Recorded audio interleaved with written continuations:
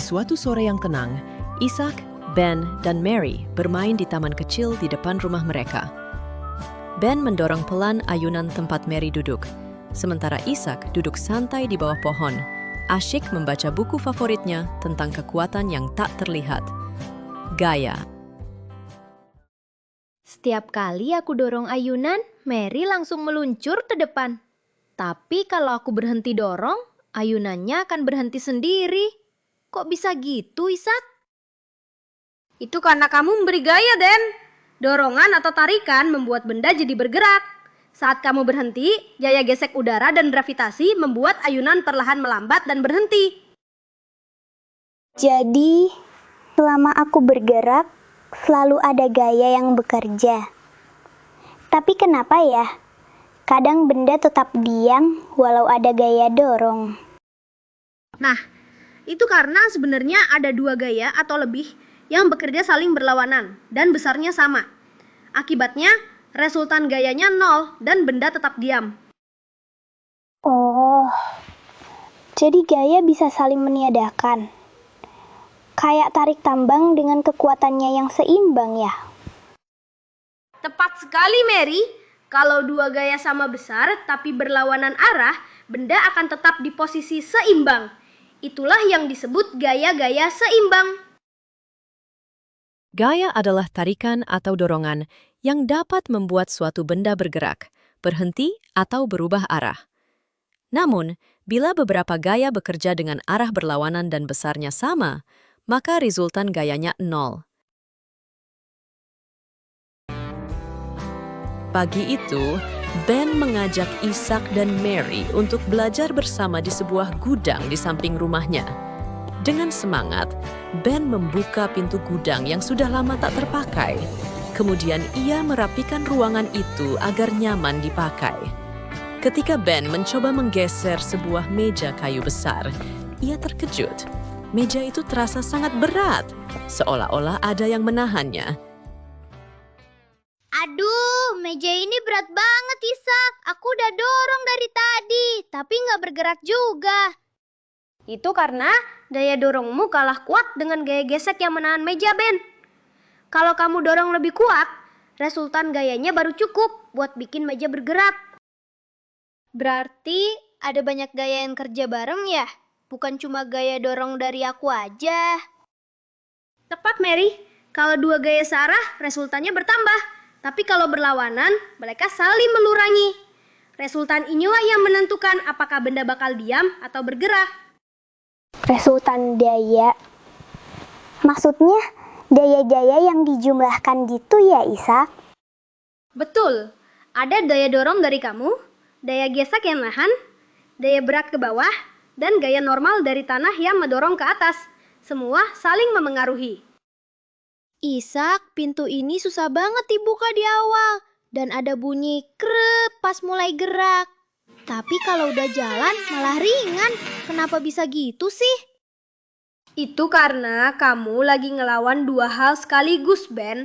Gaya gesek statis di awal, dan getaran dari permukaan kasar yang saling bergesekan. Jadi waktu awal terasa berat, itu karena gaya gesek statis lebih besar dari gaya gesek setelah jalan. Begitukah? Tepat. Saat dua permukaan kasar bergesekan, sebagian energi doronganmu berubah jadi getaran dan bunyi.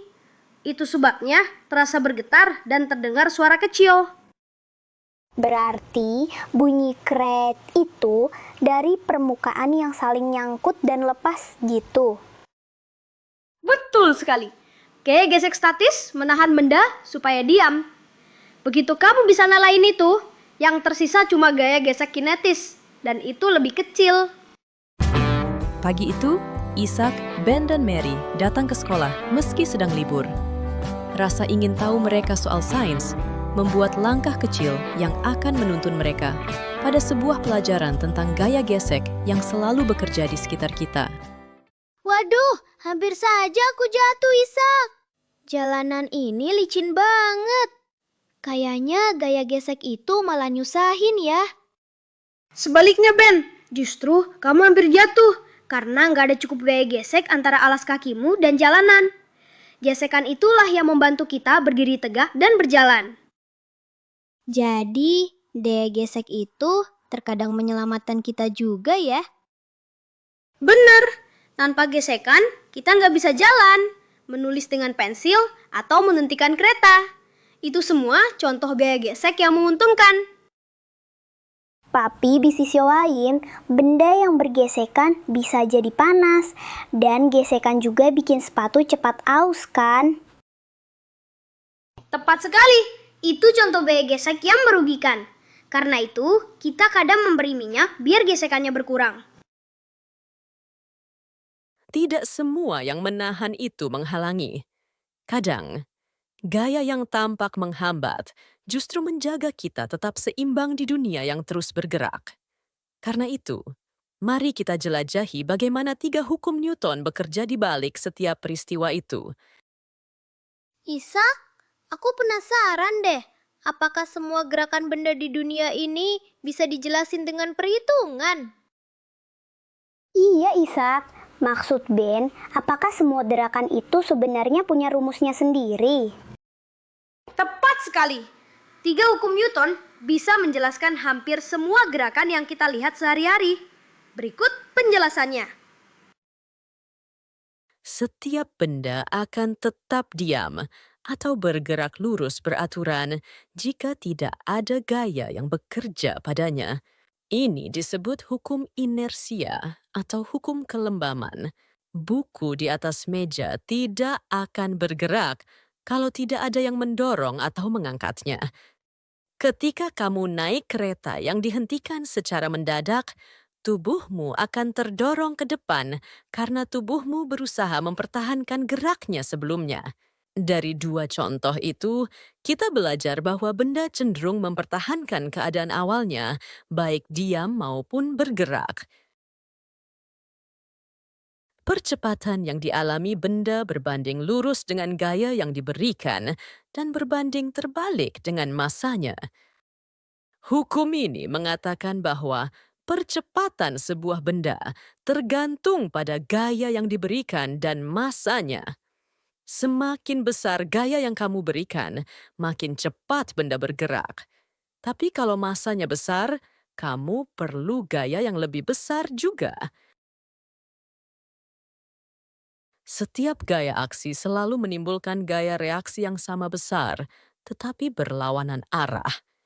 Hukum Newton 3 dapat kamu lihat dalam kegiatan sederhana seperti mendayung perahu. Ketika dayungmu mendorong air ke belakang disebut aksi, air memberikan dorongan balasan ke depan disebut reaksi. Akibatnya, perahu bergerak maju. Segala gerak di alam terjadi karena gaya. Kekuatan tak terlihat yang bisa menggerakkan benda diam, menahan agar tak jatuh, atau menghentikan gerak. Dari hukum Newton kita belajar, setiap gerak punya penyebab, dan di balik keseimbangan yang kita lihat, selalu ada gaya yang bekerja diam-diam menjaga dunia tetap seimbang.